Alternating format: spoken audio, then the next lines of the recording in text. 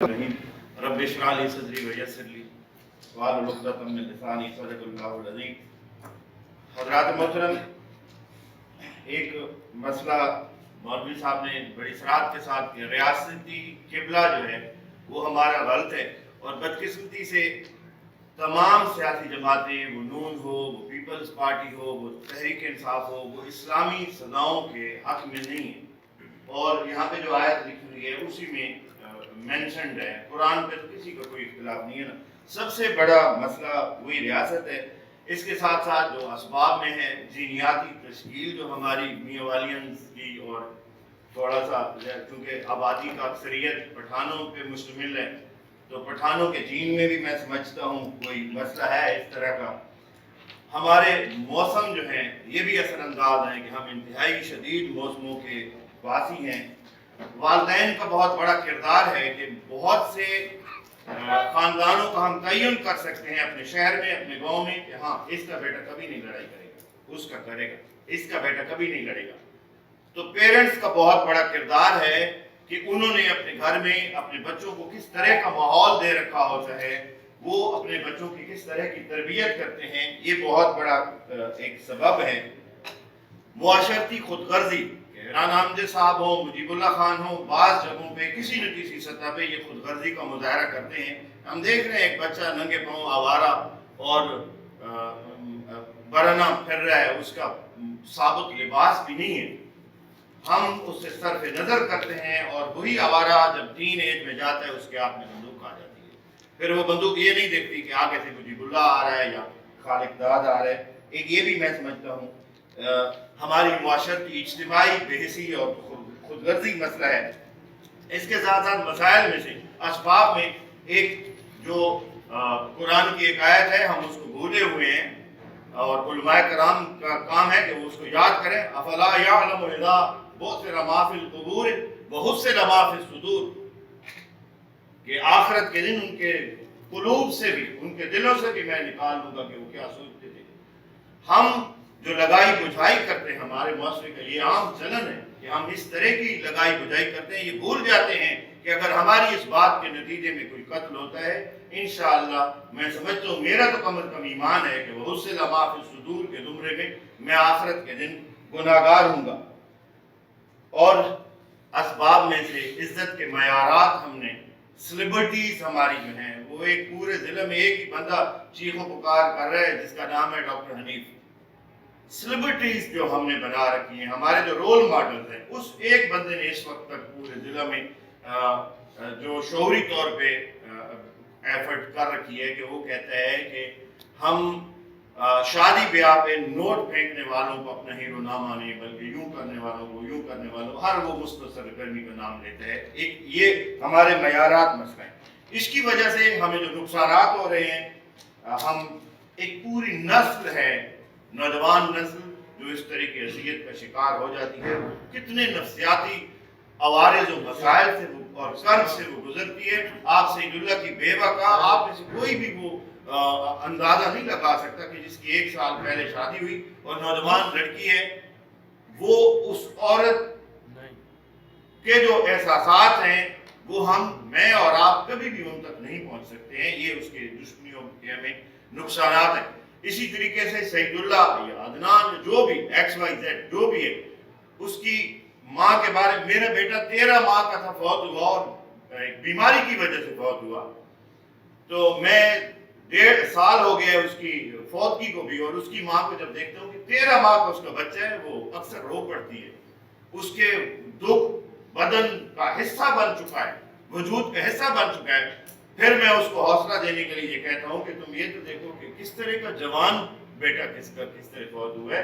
तो आप सईदुल्लाह और इस जैसे सैकड़ों सईदुल्लाह के माँ और वालिदैन को इन दुश्मनियों के कर्ज, ये सारे हमें समझना चाहिए कि हम इस तरह की किस हालत का शिकार हैं।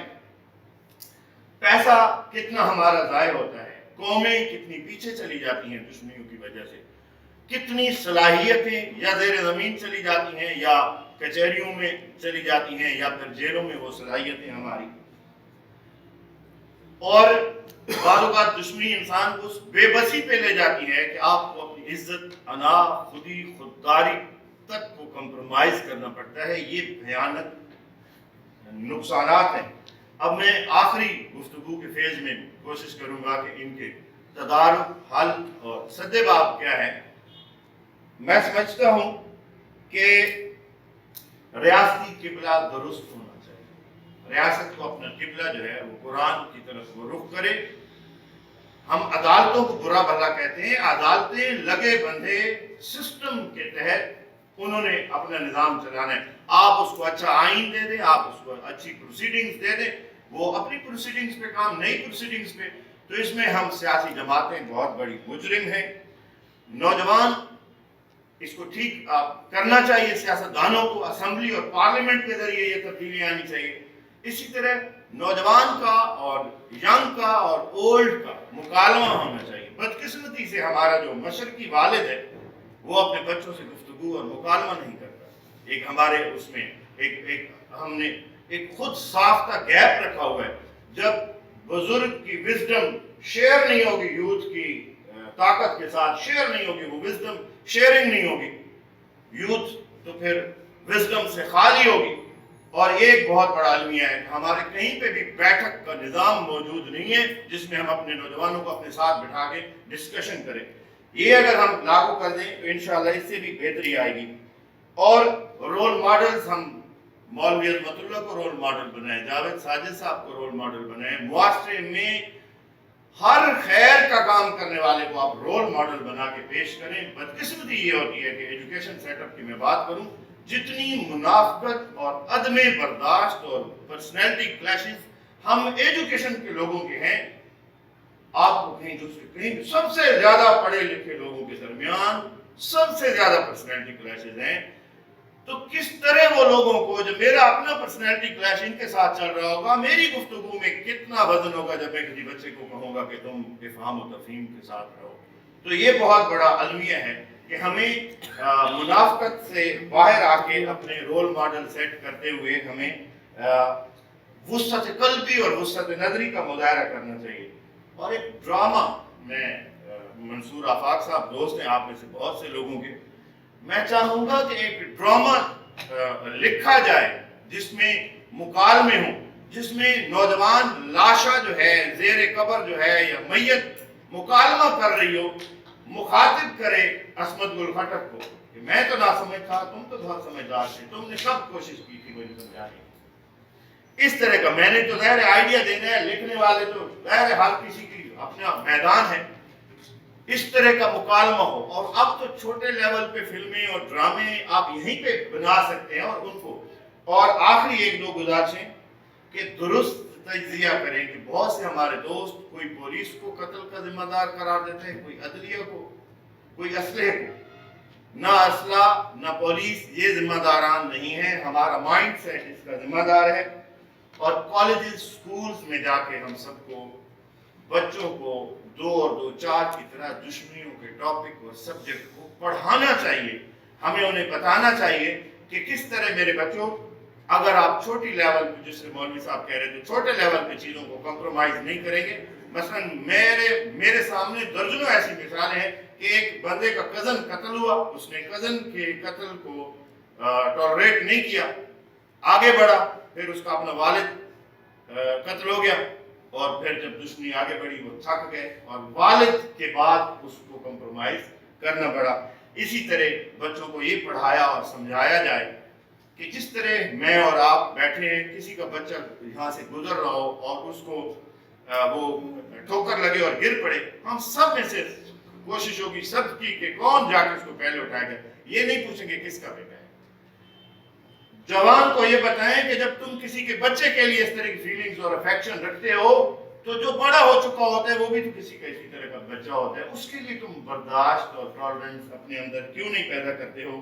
انہی چند گزارشات کے ساتھ، کیونکہ میں دیکھ رہا ہوں جاوید اقبال ساجد صاحب مجھے ہلکا پھلکا اشارہ کر رہے ہیں، تو اس لیے اگر ایک آدھ بات کرنی بھی تھی تو اس کو میں اسکپ کرتا ہوں۔ یہی چند گزارشات ہیں کہ ہم اپنے اپنے حصے کا کام درست آڈینس میں جا کے کریں۔ یہاں پہ تو خدا نہ خواستہ کوئی قتل کرنے والا موجود نہیں ہے نا، اپنے پیغام کو اس خاص جگہ تک پہنچائیں جہاں پہ یہ مسئلہ ہے۔ السلام علیکم۔